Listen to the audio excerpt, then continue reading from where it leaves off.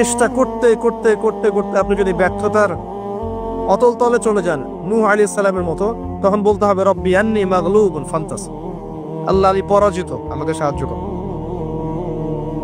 তখন আসহাবুল কাহফের মতো একা থাকতে হবে।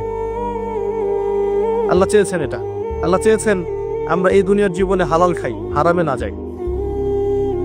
আল্লাহ চেয়েছেন আমরা সুন্নত অনুযায়ী জীবনযাপন করি, সর্বশেষ নবী মুহাম্মদ সাল্লাল্লাহু আলাইহি ওয়াসাল্লামকে আদর্শ নেতা হিসেবে গ্রহণ করি। আল্লাহ চেয়েছেন আমরা তার দ্বীনের দাওয়াত মানুষকে দেই। তা'মুরুনা বিল মা'রুফ ওয়া তানহাউনা আনিল মুনকার, তোমরা শ্রেষ্ঠ জাতি, কুনতুম খায়রা উম্মাহ উখরিজাত লিন-নাস, তোমাদেরকে মানব জাতির কল্যাণের জন্য বের করা হয়েছে। দুটো কাজ দিয়ে, সৎ কাজের আদেশ করবে, অসৎ কাজে নিষেধ করবে। আল্লাহ চেয়েছেন আমরা দ্বীনের দাওয়াত দেই।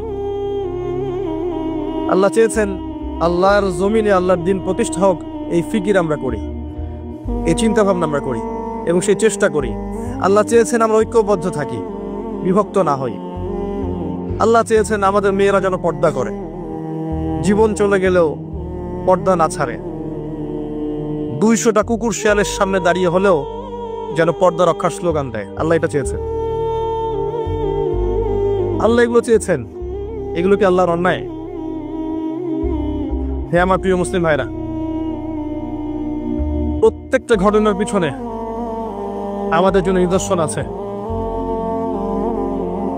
আল্লাহর বান্দা বান্দীদেরকে আল্লাহর দ্বীন থেকে সরানোর জন্য শয়তানি শক্তির অপতৎপরতার শেষ নাই। আপনাকে আমাকে প্রথমে যে কাজটা করতে হবে, তাদের প্রতিটা অপতৎপরতার শেকড় খুঁজে বের করতে হবে, চিহ্নিত করতে হবে, তারপরে আপনাকে সলিউশনে আসতে হবে। তারও আগে আমাদেরকে দুনিয়ার জীবনটাকে গুরুত্বের সাথে গ্রহণ করতে হবে। এই জীবন আমার একটা মাত্র উদ্দেশ্যে আল্লাহ পাক দিয়েছেন, যেন আমি জান্নাতে যেতে পারি। জান্নাতে যাওয়ার পথে যেই আমার বাধা হবে তাকেই আমাকে অ্যাভয়েড করতে হবে, সে যেই হোক না কেন। তারপরে আল্লাহ আমার কাছে যে কাজ চেয়েছেন, ফরজিয়াত, ওয়াজিব সমূহ, সুন্নাত, এগুলোকে আমাকে পাবন করতে হবে।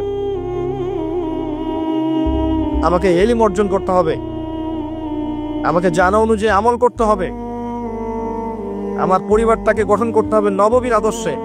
আবারও বলছি, গঠন করার ক্ষেত্রে গিয়ে যদি বলতে বলতে দাওয়াত প্রদান করতে করতে করতে করতে কাজ না হয়, আপনি আসহাবুল কাহফ হয়ে যান। এছাড়া কোনো অপশন নাই। নাহলে এই পারিবারিক ফিতনা আপনাকে দিন থেকে সরাই দিক। পারিবারিক ফিতনা আপনাকে দিন থেকে সরাই দিক।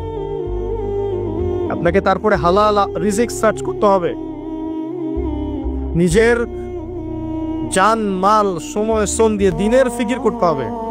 দিনটা কিভাবে টিকে থাকে, দিন টিকে না থাকলে আমরা টিকে থাকতে পারবো না। এই পৃথিবীতে মুসলিম জাতি সম্মানিত হয়েছে শুধুমাত্র দিনের কারণে। এই দিন যদি আমরা আমাদের খেয়ানত করি, আমরাও আর সম্মানের জায়গায় থাকবো না, লাঞ্ছিত হয়ে যাব। আল্লাহ পাক হেফাজত করুন।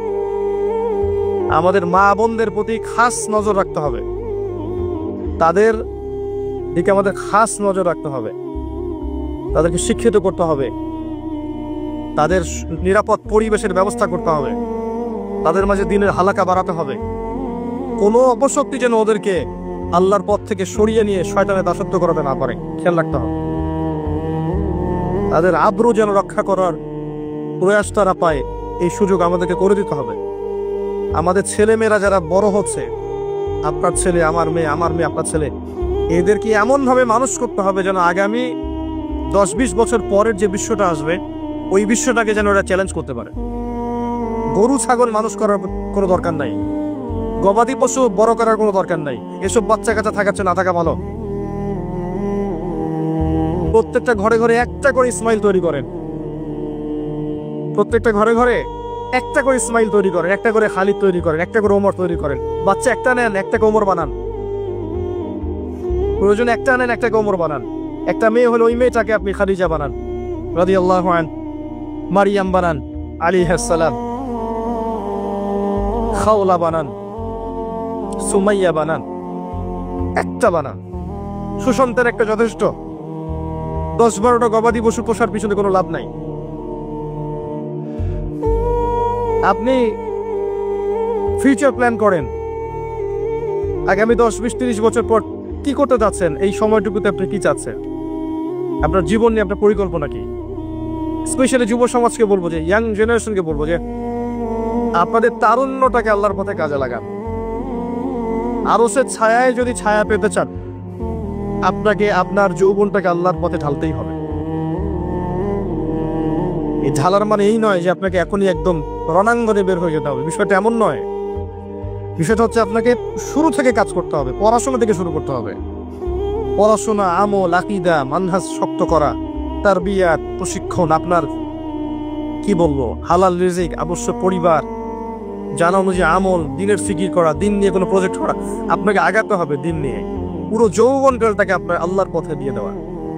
এবং যৌবনের অনেকটা সময় আমরা অপচয় করে ফেলেছি অলরেডি, অনেকটা সময় চলে গেছে। কিন্তু যৌবন হয় 20 বছর, আপনি দেখবেন 10 বছর এইসব ভাবতে ভাবতেই চলে গেছে, জীবন বুঝতে বুঝতে চলে গেছে। দিনই বোনদেরকে সুযোগ করে দেন, মা বোনদেরকে সুযোগ করে দেন, তারা দিনের জন্য অনেক কিছু করতে পারবে। শুধু সুযোগের অপেক্ষা, ওদেরকে আমরা সুযোগ করে দিতে পারছি না। আমাদের স্ত্রীদেরকে, আমাদের মাদেরকে, বোনদেরকে, আমাদের মেয়েদেরকে আমরা সুযোগ করে দিতে পারছি না। ওদেরকে সুযোগ দেন, দিনের জন্য করার মানসিকতা তৈরি করে দেন। তারা আমার চেয়ে আপনার চেয়ে বেশি খেদমত করতে পারবে ইনশাআল্লাহ। ওরাই জন্ম দিবে ইসমাঈল ইনশাআল্লাহ আযজা ওয়া জাল। নারী জাতির চেয়ে বড় ফিতনা যেমন পুরুষদের জন্য রাখা হয়নি, ঠিক একইভাবে নারীরাই পারবে এমন প্রজন্ম উপহার দিতে, যে প্রজন্মের সন্তানরা আল্লাহর পথে ইনশাআল্লাহ মুজাহাদা করবে, আল্লাহর দিনকে বিজয় লাভ। সব মিলে এগুলো সার কথা। দীর্ঘ সময় ঘন্টার পর ঘন্টা গাল গল্প করে আসলে লাভ নেই। মূল কথাগুলো বুঝতে হবে। মূল কথা হচ্ছে এই যে আমরা মুসলিম জাতি আল্লাহর দাসত্ব করব, আল্লাহ ছাড়া কাউকে ভয় করব না।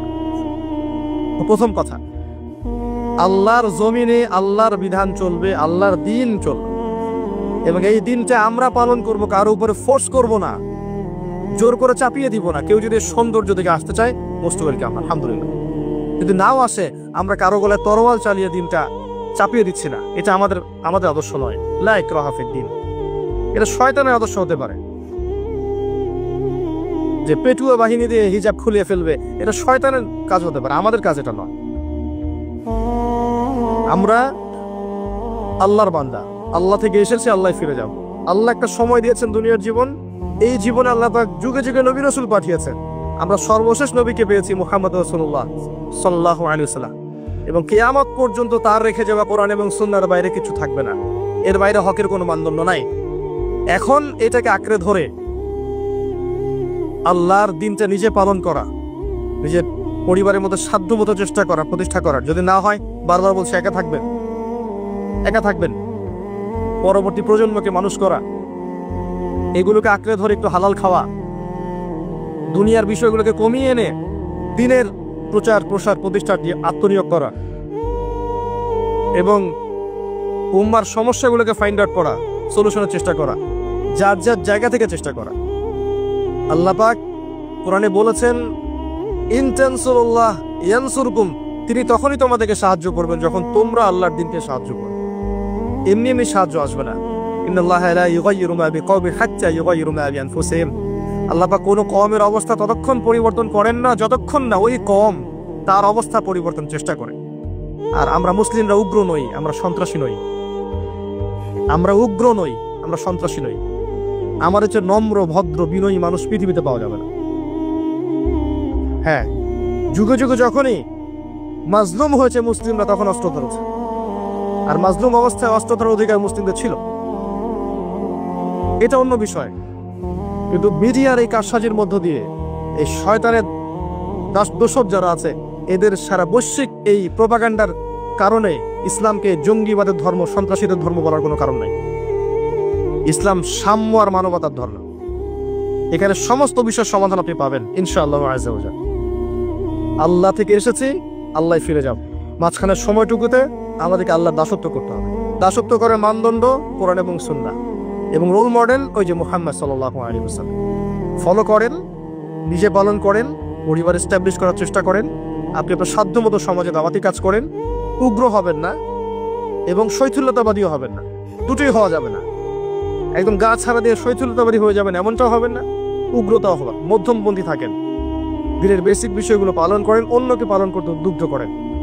নিজের জান মাল ইজ্জত সময় শ্রম যা আছে এটাকে দিয়ে আল্লাহর পথে একটু চেষ্টা করেন।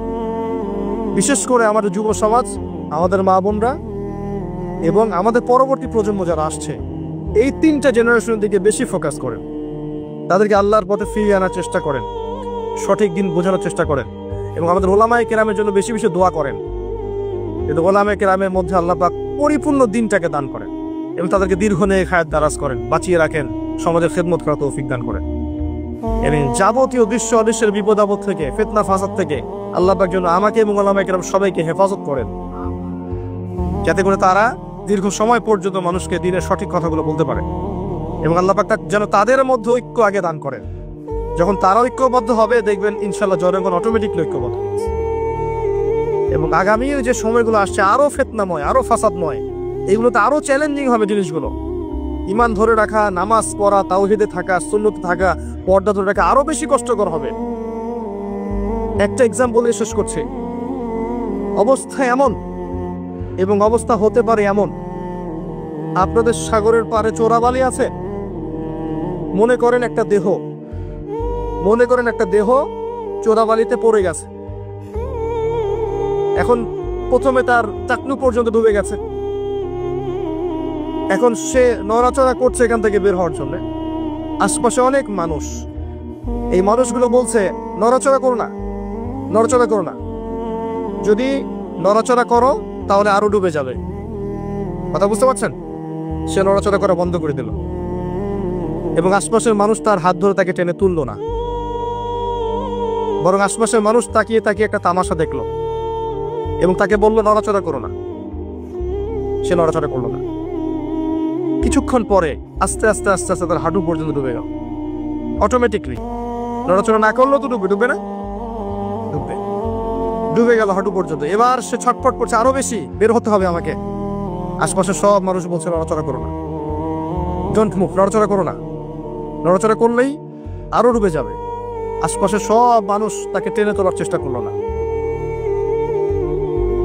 এরপরে তার কোমর ডুবলো, এরপর তার বুকটা ডুবলো, এরপর তার গলা পর্যন্ত ডুবলো। এখন তার মাথাটুকু বাকি আছে। এই মাথাটুকু আপ্রাণ চেষ্টা করছে কিভাবে এখান থেকে বের হওয়া যায়, যান বাঁচানো যায় কিভাবে। এখনো আশপাশে সব মানুষ দাঁড়িয়ে বলছে নড়াচড়া করো না, নড়াচড়া করলে যতটুকু বেঁচে আছো এতটুকু থাকতে পারবে না। এই অবস্থায় যদি সে আরেকটু কাল বিলম্ব করে, আজ হোক আর কাল হোক, তার ওই মাথাটুকু ডুবে যাবে ইনশাআল্লাহ। এই হচ্ছে বর্তমান পরিস্থিতিতে মুসলিমদের অবস্থা।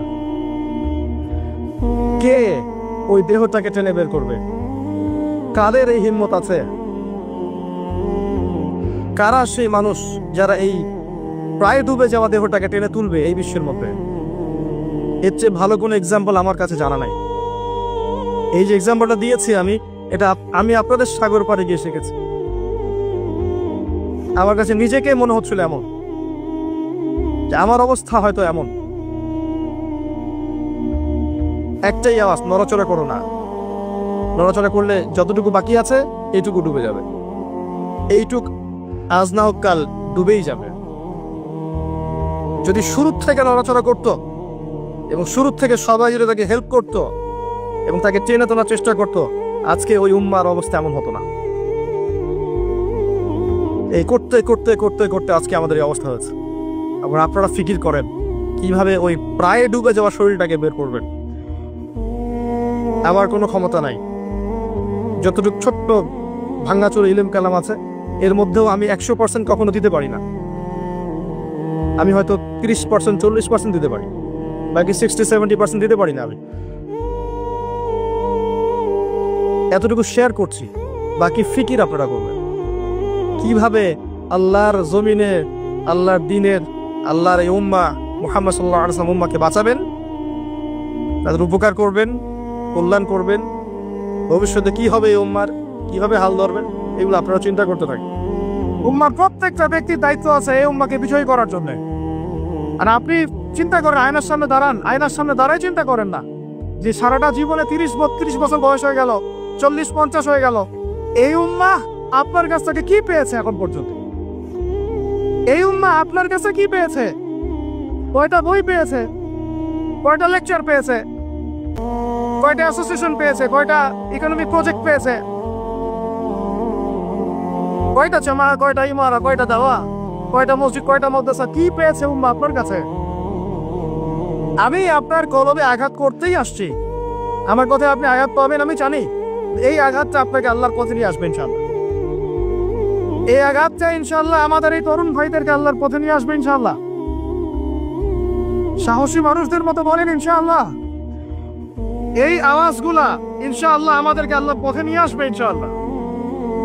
প্রত্যেক ঘরে ঘরে একজন করে হাফেজ তৈরি করেন, প্রত্যেক ঘরে ঘরে একজন দিনদার মেয়েকে বিয়ে করেন, প্রত্যেক ঘরে ঘরে যে বাচ্চাগুলো হবে এই বাচ্চাগুলোকে ইসলামী শিক্ষায় শিক্ষিত করেন, প্রত্যেক ঘরে ঘরে অন্তত একটা করে আলেম তৈরি করেন। একটা আইয়ুবী দেন আমাদেরকে, একটা খালিদ বিন ওয়ালিদ দেন, একজন আপনি আমাকে ওমর ইবনুল খাত্তাব দেন, একজন মুসআব বিন উমাইর দেন, একজন খুবাইব দেন, একজন মুসআব বিন উমাইর দেন, তাদের নাম বলবো। একজন তারেক বিন জিয়াদ দেন, একজন বিন কাসিম দেন। একটা সন্তান দেন আমাদের, একটা সন্তান মানুষ করেন। একটা 10টা 20টা বাচ্চা নিয়েছি, একটাও মানুষ হয় না।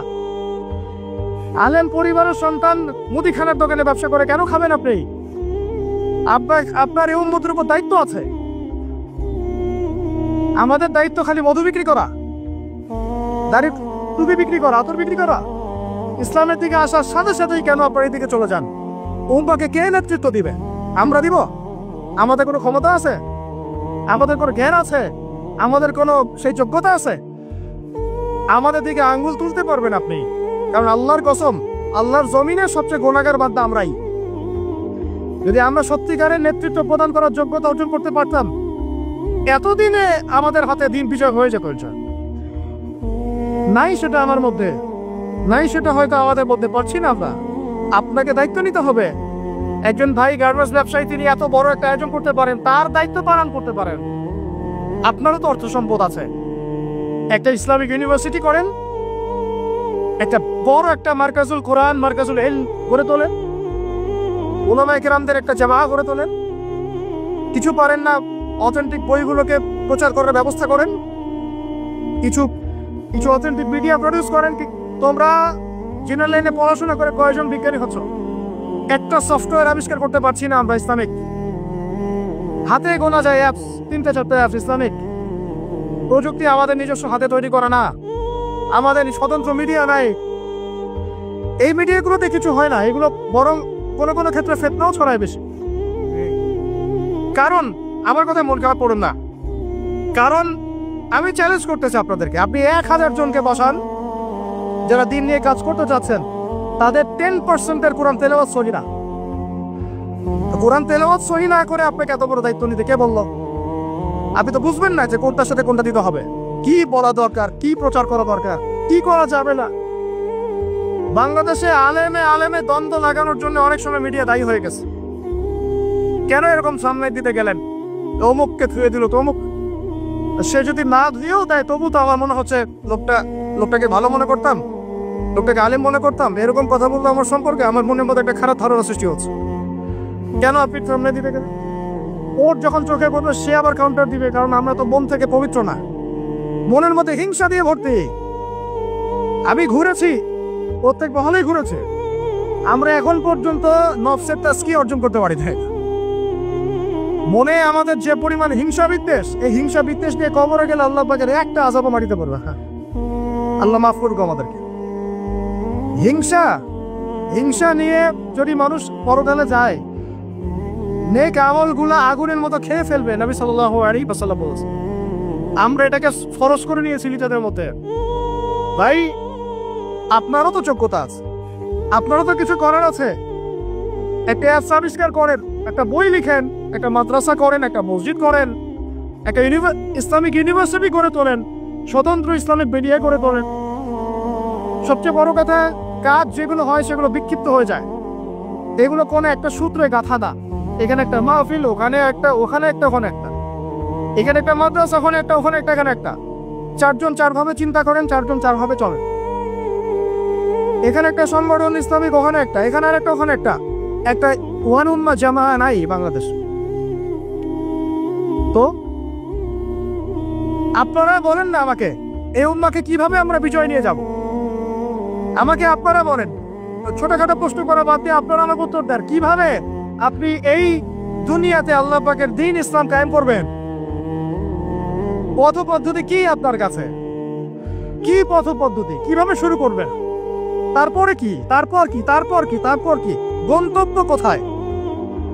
আর আমি বলি আপনাদেরকে, গন্তব্য কোথায়? আমাদের গন্তব্য বলেন।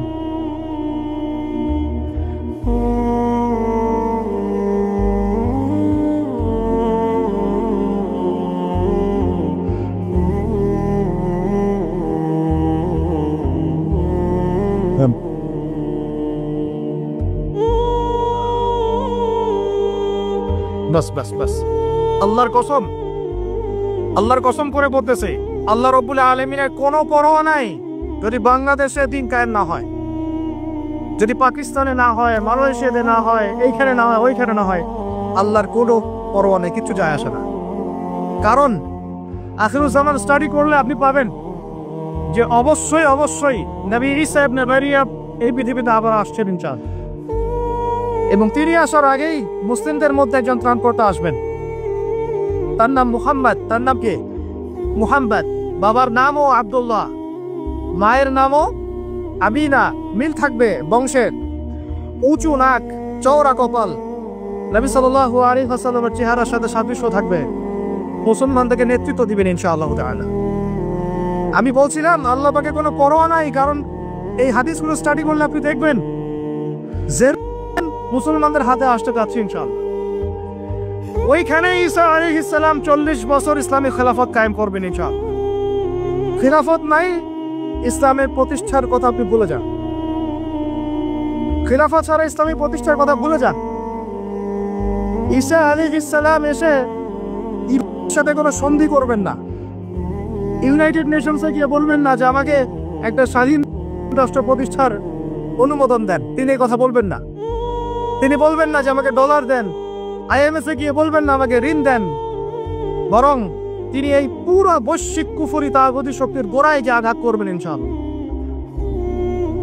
যতদিন পর্যন্ত এই পুরো বিশ্বে খ্রিস্টানদের যে অ্যালায়েন্স জায়নিস্ট মুভমেন্ট এর হচ্ছে, ততদিন পর্যন্ত মুসলমানরা স্বাধীন হতে পারে নাই। আমরা এখন পর্যন্ত স্বাধীন হতে পারি নাই, এটাই সত্য কথা। কখন স্বাধীন হবেন আপনি? কখন এই উম্মাহ স্বাধীন হবে? যখন আপনার আমার কথা আপনারা উঠবে বসবে, তখন যখন আপনার আমার কথায় এই বসবে, তখন যখন আপনার আমার কথায় এই পুরো কুফরি তাগুতি শক্তির উঠবে বসবে, তখন বুঝবেন উম্মাহ স্বাধীন হয়েছে। স্বাধীনতা শুনছেন? বেলাল ইবনে রাবাহ স্বাধীন যখন তাকে পিটানো হচ্ছে, শেকল দিয়ে বেঁধে শেষে টানা হচ্ছে, বেলাল ইবনে রাবাহ সেদিন স্বাধীন ছিলেন, কারণ তিনি আল্লাহ ছাড়া কারো দাসত্ব করেন না। আবু জাহেলের নির্মম নির্যাতন, উমাইয়া বিন খালাফের নির্মম নির্যাতন বেলাল ইবনে রাবাহকে পরাধীন করতে পারে নাই। বেলাল স্বাধীন আঘাতের মধ্যে। সুমাইয়া স্বাধীন। সুমাইয়ার নাম শুনেছেন? আমাদের বোনদাতার নামই জান। ওরা জানে কি প্রোডাক্ট আসলো বাজারে, কোন পার্লারে গেলে কি পাওয়া যায়, কোথায় গেলে কি হয়, কোন মার্কেটে গেলে কি পাবো। মার্কেট ভর্তি মহিলা দিয়ে, ভর্তি মহিলা দিয়ে, গার্মেন্টসও তো ভর্তি মহিলা দিয়ে। পদটা কতটুকু মেনটেন হয় সেটাও ভাবতে হবে। জব করতে দোষ নাই, জব করতে দোষ আছে, পদটা কতটুকু ভাবতে হবে না? আমরা যে বস্তুবাদী এটা আমাদের রাস্তাগুলি প্রমাণ করছে। আমরা আমাদের বাড়ি ঘরগুলো চকচকা করছি আর সরকারের রাস্তাগুলো ভেঙে ফেলতেছি। এখন ওই রাস্তাগুলো তৈরি করে দেওয়ার দায়িত্ব আমাদের, দায়িত্ব আমাদের না? অবশ্যই আমাদের, কারণ আমরা তো খেয়ানত করলাম, সরকারি মাল দরিয়ামে ডাল, এরকম চিন্তা করলাম। ওদিকে যেতে চাচ্ছি না। বোনরা শোনেন, ভাইরাও শোনেন, সুমাইয়া স্বাধীন। কখন স্বাধীন? যখন আবু জেহেল তাকে বলছে যে তুই এই জন্যই ইসলাম কবুল করেছিস যে মুহাম্মাদের সৌন্দর্য দেখে তুই তার প্রেমে পড়েছিস। নাউজুবিল্লাহ সাল্লাল্লাহু আলাইহি ওয়াসাল্লাম কি বলেছে বলেন? তুই মুহাম্মাদের সৌন্দর্য দেখেই মনে হয় তার প্রেমে পড়েছিস। নাউজুবিল্লাহ, আস্তাগফিরুল্লাহ। সুমাইয়া রাদিয়াল্লাহু আনহা তখন বাধা, হাত পা বাধা, হাত পা বের করার কোনো অপশন নাই, বাধা আছে। এক জটলা থুতু মুখে একত্রিত করে আবু জাহেলের মুখের উপর থু করে থুতু দিয়ে দিচ্ছে। আর আপনারা তো জানেন যে একটা থুতুতে অনেক কিছু হয়, হয় না? একটা থুতুতে অনেক কিছু হয়। এক থুতুতে ইমানদার মুনাফিক আলাদা হয়ে যায়, এক থুতুতেই ইমানদার মুনাফিক আলাদা হয়ে যায়। সুমাইয়াও থুতু দিয়েছিল আবু জাহেলের মুখে। এবার আবু জাহেল কি করেছে শুনে। আবু জাহেল, তার কাছে একটা বর্ষা ছিল, বর্ষা চেনা যায়, বর্ষা সামনে অংশ চোখা, এটা দিয়ে সুমাইয়া রাদিয়াল্লাহু আনহার লজ্জাস্থানে আঘাত করে তাকে শহীদ করে দিয়েছে। ব্যথা অনুভব করলেন না? আমি জানি করেন নাই, কারণ সুমাইয়া আপনার কেউ না, সুমাইয়া আপনার কেউ না, সুমাইয়া আমার বোন না, সুমাইয়া আমার স্ত্রী না, সুমাইয়া আমার মা না, সুমাইয়া আমার খালা ফুফু চাচি মেয়ে কেউ না। এই কারণে আমাদের আঘাত লাগে নাই। যদি আমাদের এই দেহটা যে অবশ, আমাদের উম্মার যে দেহটা যে অবশ, এটা তো বোঝা যায় চলমান বিশ্ব রাজনীতি দেখলেই। বিশ্বের যে কোনো জায়গায় মুসলিমরা আঘাত পাচ্ছে, মার খাচ্ছে, নির্যাতিত হচ্ছে, দোয়াও তো মুখ দিয়ে বেরো হয় না, হয় না? তাদের স্মরণে একদিন কেউ রোজা রেখে একটু দোয়াও করে না, নামাজ একটু দোয়াও করে না, দুটো কথাও বলে না, কোনো মানববন্ধনও নাই, কোনো প্রতিবাদও নাই, কিছুই নাই। মানে পুরো দেহটাই প্যারালাইজড, শেষ, অবশ, অবশ অনুভূতি। আর প্রত্যেকটা বর্ডার এক একটা অনিকেট প্রান্তর, যেখানে অনুভূতিগুলোর ব্যবচ্ছেদ করা হয়েছে, ফিলিংস গুলোকে ব্যবচ্ছেদ করে ফেলে দেওয়া হয়েছে, ফিলিংস নাই। সুমাইয়ার কথা শুনে আমাদের লাগলো না, কারণ সুমাইয়া আমার মেয়ে না, আমার মেয়ে আয়েশা তো আর না, আমার মেয়ে মারিয়াম তো আর না, আমার ছেলে ওমর উসমান তো আর না। সুমাইয়া তখন স্বাধীন, যখন তাকে বর্ষায় শহীদ করা হলো, সে স্বাধীন, জান্নাতে চলে গেল। জুনাইবিজ একজন সাহাবী ছিলেন, ছোটখাটো মানুষ, ইসলাম কবুল করে আসছেন। খায়বার যুদ্ধের দিন নবী সাল্লাল্লাহু আলাইহি ওয়াসাল্লাম তার হাতে তাকে তলোয়ার দিয়েছেন এবং তাকে যুদ্ধে মানে অগ্রগামী যে সৈনিকরা থাকে প্রথম কাতারের দিকে, সেখানে থাকার মানে চান্স দিয়েছেন। তাকে মানুষ বিয়ে করতে চাইতো না, কারণ তার চেহারা সুরক্ষা খুব একটা ভালো লাগে না, বংশ নিচু, মানুষের একটা থাকে না প্রেস্টিজ ইস্যু, তার মনে কষ্ট। নবী সাল্লাল্লাহু আলাইহি ওয়াসাল্লাম একদিন প্রস্তাব পাঠালেন, তাকে চিঠি দিয়েছে, তুমি এই চিঠিটা নিয়ে অমুক গোত্রে যাও, গিয়ে বলো যে আমি বলেছি তোমাকে যেন মেয়ে দেয়। তখন তারপরেও মেয়ে দিতে চাচ্ছে না, কিন্তু সেই মেয়ে শুনেছে যে আল্লাহর নবী সুপারিশ করেছে, আমার যৌবনের উপর ধিক্কার যদি আমি এই সুপারিশ না রাখি। তিনি বললেন জুলাইবিজ যেমনই হোক চেহারা, আমি তাকে বিয়ে করতে রাজি আছি। তিনি বিয়ে করলেন, সংসার হলো, শুরু হলো। এই সাহাবী খায়বার যুদ্ধে শহীদ হলেন। নবী সাল্লাল্লাহু আলাইহি ওয়াসাল্লাম তার চারপাশে দেখলেন, তার চারপাশে 12 জন ইহুদির লাশ পড়ে আছে। কয়জন? একাই 12 জনকে হত্যা করেছে এই সাহাবী। আল্লাহর নবী তাকে নিজের হাতে কোলে নিয়েছেন, কোলে মানে তার দেহটা এরকম ছিল আর খুব লম্বা চওড়া না, নিজের হাতে কোলে নেওয়ার মতো নিয়ে নিজ হাতে তিনি তাকে দাফন করলেন। আর বললেন যে আমার এই সাহাবীর জন্য হুরে নেইনরা তাদের দরজা খুলে দিয়েছেন। তিনি তখন স্বাধীন। ওমর ইবনে খাত্তাব তখন স্বাধীন। কখন স্বাধীন? ওমর রাদিয়াল্লাহু আনহু যে কোরআন খুলে সূরা তাহা পড়ছেন, তাহা পড়তে পড়তে তার ভিতরে ফিলিংস চলে আসলো যে না, এটা আল্লাহর পক্ষ থেকে আসছে। তিনি বলছেন খুসুনি ইলা রাসূলিল্লাহি ওয়া আসহাবি, আমাকে আল্লাহ রাসূলের কাছে নিয়ে চলো, তার সাহাবীদের কাছে নিয়ে চল। তাকে নিয়ে যাওয়া হলো। ভিতরে হামজা ছিলেন রাদিয়াল্লাহু আনহু, তাকে টেনে নিয়ে আসলেন ভিতরে। বলছেন তরোয়াল নিয়ে আসছো কি জন্য? হ্যাঁ, আলা তানতাহি হাত্তা ইয়াজআল আল্লাহু বিকা কারিয়া, ততক্ষণ পর্যন্ত কি তুমি ক্ষান্ত হবে না যতক্ষণ আল্লাহর গজব না আসছে তোমার উপরে? ওমর ইবনে খাত্তাব বলছেন ইয়া রাসূলুল্লাহ, হে আল্লাহর রাসূল, জিতুকা উমিনু বিল্লাহি ওয়া রাসূলিহি, আমি আপনার কাছে এসেছি আল্লাহ এবং আপনার প্রতি ঈমানদার হয়ে এসেছি।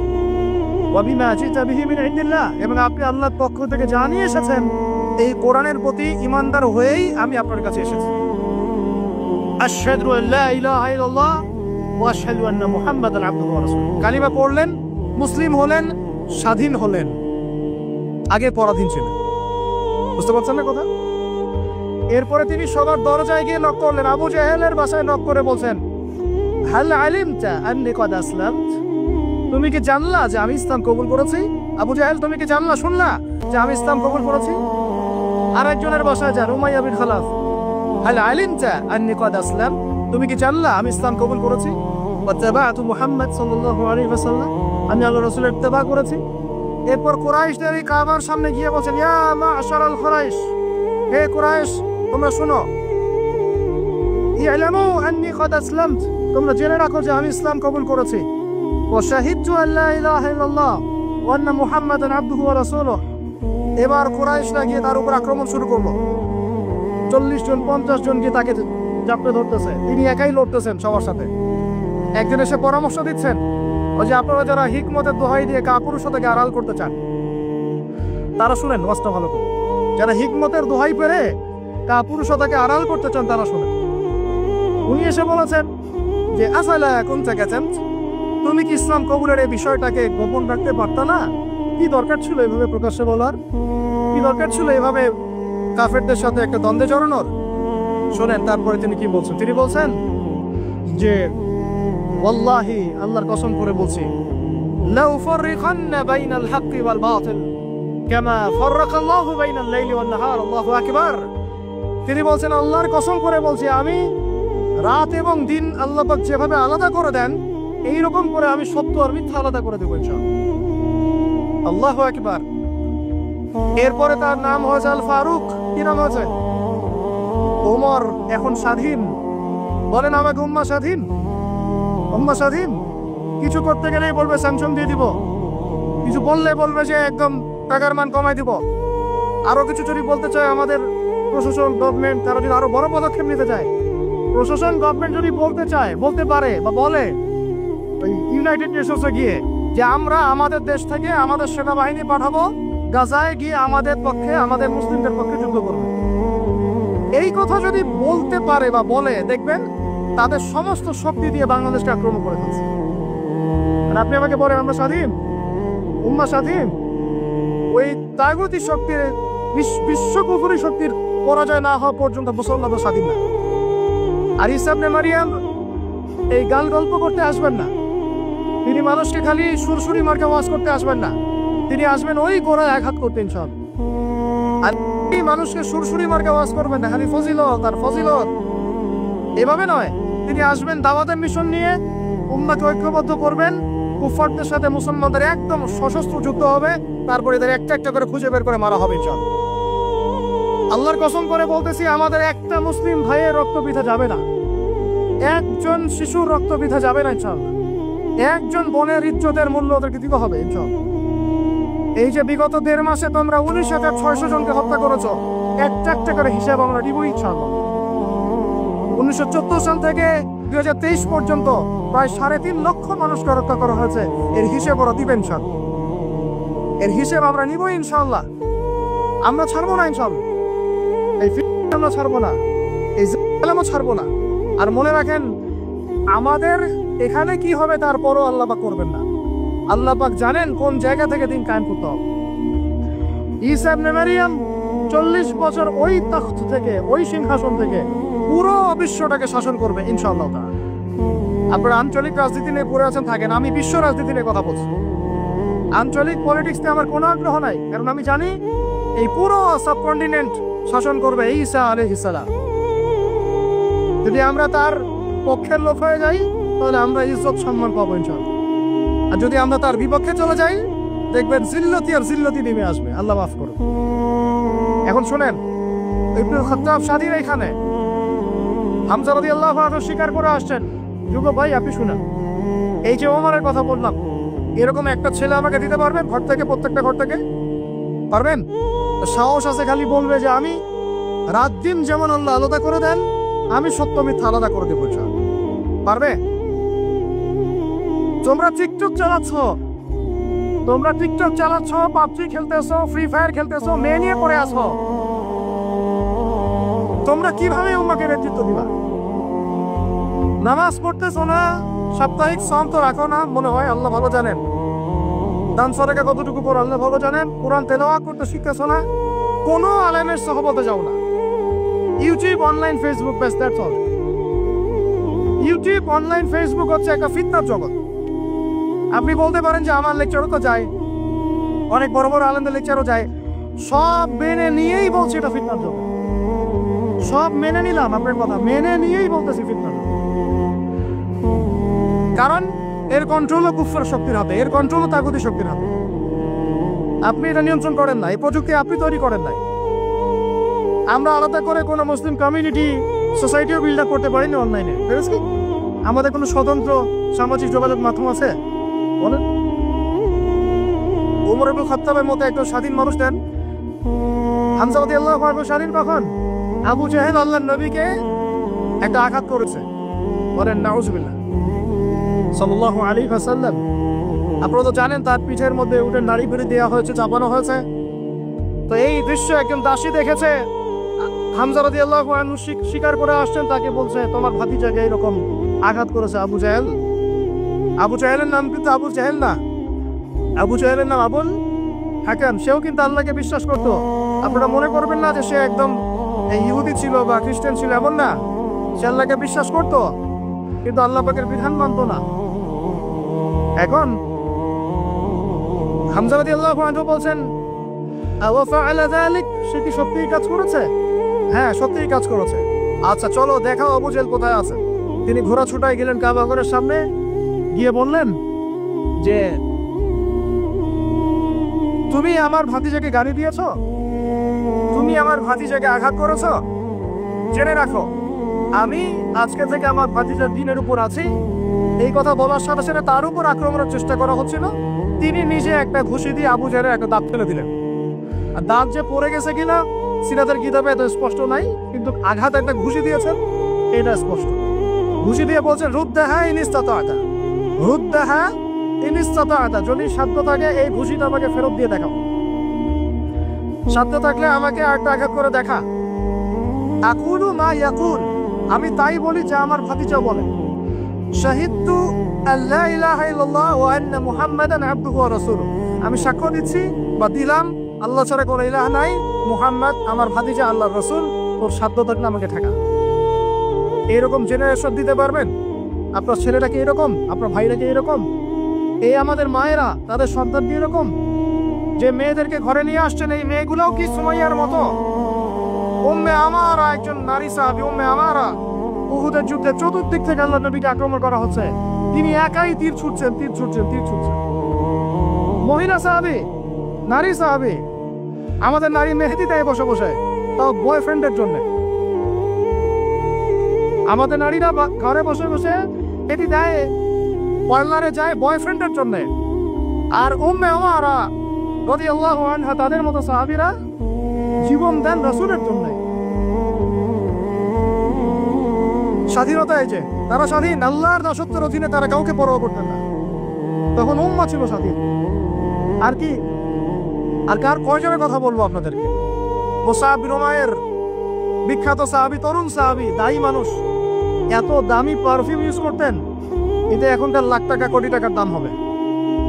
বিত্তশালী পরিবারের, এই যে বিত্তশালী পরিবারের সন্তানরা শোনেন, আপনারা তো বাইক দাঁড়ায় বেড়ান, গাড়ি ড্রাইভ করে বেড়ান, মাঝখানে অ্যাক্সিডেন্ট করে দেন, কেসও খান না, বাপের টাকা আছে পার পেয়ে যান, ইয়াবা খান, তারপরে গিয়ে মেয়ে নিয়ে ফুর্তি করেন। জেনা নিত্য নৈমিত্তিক ব্যাপার। একটা মেয়েকে পিছনে ওঠান, 7 দিন ঘোরেন, আবার চেঞ্জ করেন, 7 দিন পরে আরেকটা নেন। মুসাব বিন উমাইরও ধনীর সন্তান ছিলেন, ধনীর দুলাল। যখন ইসলাম এসেছে, কোরআন এসেছে, শুনেছেন তিনি ইসলাম কবুল করেছেন। মা সম্পত্তি থেকে বঞ্চিত করেছে, তাকে চাটাইয়ের মধ্যে চড়িয়ে নিচে আগুন দেওয়া হতো, ধোঁয়া দেওয়া হতো, আযাব দেওয়া হতো পারিবারিক ভাবে। তিনি যখন নবীর কাছে আসলেন, নবী তাকে বললেন তুমি মদিনায় যাও। কোথায়? মদিনায় গিয়ে দাওয়াতি কাজ করো। মদিনায় দাওয়াতি কাজ করতে লাগলেন। তার একক দাওয়াতে মদিনার 75টা পরিবার ইসলাম কবুল করেছে। এই যে মদিনায় যে ইসলামের আপনি জয়জয়কার দেখছেন, এটা মুসাব বিন উমাইর রাদিয়াল্লাহু আনহু দাওয়াতের একটা ফসল, আল্লাহ রাসূলের দোয়া। কয়টা পরিবার? এই 75 পরিবারে এসে বায়াত করলেন নবীর কাছে। তারপরে নবী হিজরত করলেন মদিনায়। এমনি এমনি হয়নি, এগুলো প্রেক্ষাপট। ওই মুসাব বিন উমাইর রাদিয়াল্লাহু আনহু উহুদের যুদ্ধে শহীদ হচ্ছেন, তার গায়ে তখন 50টার বেশি তরবারের আঘাত আছে। কয়টা বেশি? মাকবার ওখানেই আছে, দেখে আসেন। তিনি স্বাধীন। ওই ময়দানে যারা সেদিন ছিলেন, ওই শনিবার সকাল 10টা থেকে, ওটা তো শাওয়াল মাসে, তাই না? শাওয়াল না, রমজানে পরে শাওয়াল মাসে যুদ্ধ হয়েছে। শাওয়াল মাসের 10 তারিখ মেবি, হ্যাঁ 10 তারিখ 9 তারিখ সিরাত কারা পড়েছেন, 9 বা 10 সকালবেলা যুদ্ধ হচ্ছে। ওই সময় পৃথিবীতে যারা ওই সময় যুদ্ধ করছে মুসলমানদের পক্ষে, আল্লাহর জমিনের মধ্যে সবচেয়ে শ্রেষ্ঠ মানুষ তারা, সবচেয়ে শ্রেষ্ঠ জীবন, শ্রেষ্ঠ মৌত। ওখানে তারা উঠবেন, তখন তাদের গা থেকে মেশকম্বরের ঘাম ছুটতে থাকবে। মারেফত থাকলে আপনিও পাবেন, অন্তরের মধ্যে কলুষতা থাকলে আপনি পাবেন না, তো স্বাভাবিক। এখন মুসাব বিন উমাইর কি পরাধীন না স্বাধীন? বলেন, তিনি কি পরাধীন না স্বাধীন? স্বাধীন মুসাব বিন উমাইর। আরেকজনের কথা শুনেন, বলতে থাকলে আপনাদের সারা রাত ফজর হয়ে যাবে। জাফর ইবনে আবি তালেব নাম শুনেছেন? জাফর ইবনে আবি তালেব শুনেন, এটা শুনেন। অনেকে অনেক দলিল দেয়, এই দলিলগুলো শুনেন, এগুলো শুনেন। 3টা গোত্র ছিল মদিনায়। কয়টা ভাই? একটা বনু কুরাইজা, বনু কাইনুকা, বনু নাজির। বনু কুরাইজা, বনু কাইনুকা, বনু নাজির, এই 3টা গোত্রের সাথে আমাদের চুক্তি ছিল। আমরা একটা সনদের মধ্যে ছিলাম। গাদ্দার এরা সনদ ভঙ্গ করলো, ঠিক যেমন করে তারা আক্রমণ করছে এইভাবে। সনদ ভঙ্গ করলে বনু কাইনুকার বাজারে আমাদের এক মহিলা সাহাবী, তিনি বোন গিয়েছেন হাজতে, সোনার দোকানে। ইহুদি তাকে বলছে নিকাব খোলো, সে নিকাব খুলছে না, খুলবে না। ইহুদি দুষ্ট, ষড়যন্ত্র করে তার কাপড়ের একটা অংশ রশি দিয়ে গিট বেঁধে দিয়েছে। আমাদের তিনি এবার উঠতে গিয়েছেন, সদর একটু খুলে গেছে, নাউজুবিল্লাহ। চিৎকার করে উঠেছেন। পাশে ছিলেন এক আমাদের আনসারী সাহাবী, আওয়াজ শুনেছেন। সেই আওয়াজ শুনে এক মুহূর্ত দেরি করে নাই, মদিনায় ফিরে এসে নবীর কাছে পারমিশনও চান নাই। বুঝেন, দলিল বুঝেন। তিনি এক মুহূর্ত দেরিও করেন নাই, মদিনায় ফিরে গিয়ে নবীর কাছে পারমিশনও নেন নাই। তার কাছে একটা খোলা তরোয়াল ছিল, বের করেছেন, গর্দানে একটা কোপ দিয়ে গর্দান নামাই দিয়েছে। সাহসীদের মতো বলেন আল্লাহু আকবার। বাস বাস বাস বাস বাস, আমি টপিক হারাই ফেলবো। বাস বাস ভাই, বসেন বসেন বসেন বসেন, আমি টপিক হারাই ফেলবো। আমি দলিল দিচ্ছি আপনাকে, এই সাহাবী নবীকে গিয়ে জিজ্ঞাসা করেন না, করেছেন? পরামর্শ নিয়েছেন? তার সামনে তার বোনকে এইভাবে কিস করা হয়েছে, এক মুহূর্ত দেরি করেন নাই, গর্দান নামাই দিয়েছে। এবার এবার মিলে ওই সাহাবীর উপর আক্রমণ করে ওই সাহাবীকে শহীদ করে দিয়েছে, নাই শেষ, ওনাকে মেরে ফেলেছে। তারপর এই কেসটা নবীর দরবারে আসলো। নবীর দরবারে আসার পরে নবী সাল্লাল্লাহু আলাইহি ওয়াসাল্লাম সাহাবীর ব্যাপারে কোনো সমালোচনা তো করলেনই না। সাহাবী, তুমি ভুল করেছো, আমাকে জিজ্ঞেস করে করো নাই, আমার পরামর্শ কেন নাও নাই, এগুলো তো বললেনই না। বরং তার অন্যান্য সাহাবীদেরকে বললেন, সবাই যুদ্ধের বর্ম করে বের হও, বনু কুরাইজাকে, বনু কাইনুকাকে আক্রমণ করতে হবে। এখন আপনি দেখছেন 3 মাসে 19,600 জন, 3 মাসে, সরি 3 মাস কিসের, 1.5 মাসে 19,600 জন। আর এখানে একজন মুসলিম ভাই, একজন মুসলিম বোনের ইজ্জতের বিনিময়ে নবী সাল্লাল্লাহু আলাইহি ওয়াসাল্লাম পুরা বনু কাইনুকাকে একদম সমূলে উৎপাদিত করে মদিনা থেকে বিতাড়িত করে। ওই উম্মার সাথে এই উম্মার কোনো সম্পর্ক আছে? ওই আরবের সাথে এই আরবদের কোনো সম্পর্ক আছে? ওই স্বাধীনতার সাথে এখনকার এই পরাধীনতার কোনো সম্পর্ক আছে? এরপরে আপনারা ফ্যান্টাসি নিয়ে পড়ে আছে। আল্লামা রুমি বলতেন, উনি একজন বড় সুফি মানুষ ছিলেন, উনি বলতেন যে আমি যা বুঝি আর আমি যা জানি বুঝতে পারি, তোমাদেরকে বলে কি লাভ, তোমরা তো বুঝবা না। কে বলতেন? বড় বড় যারা আল্লাহর ওলি, তারা তাদের কথাটা একটু এই টাইপের হয়, মনে হয় একটু অস্বাভাবিক, কিন্তু এর ভিতরে অনেক গভীরতা থাকে। আমি নিজেও এই কথা বলতেছি, আমরা যা বুঝি, যা বুঝতেছি, যা দেখতেছি, তা আপনাদেরকে বলে বোঝাতে পারবো না, বলেই বা কি লাভ, আপনি হয়তো বুঝবেনও না। এই একটা ঘটনা দলিল পেলেন। আরেকটা শোনেন, আরেকটা কওম হলো বনু নাজির। রাসূলকে দাওয়াত দিয়েছে, দাওয়াত দিয়ে বলছে যে আমরা ইসলাম কবুল করবো, আসেন নেগোশিয়েট করি। নবীজি বসেছেন,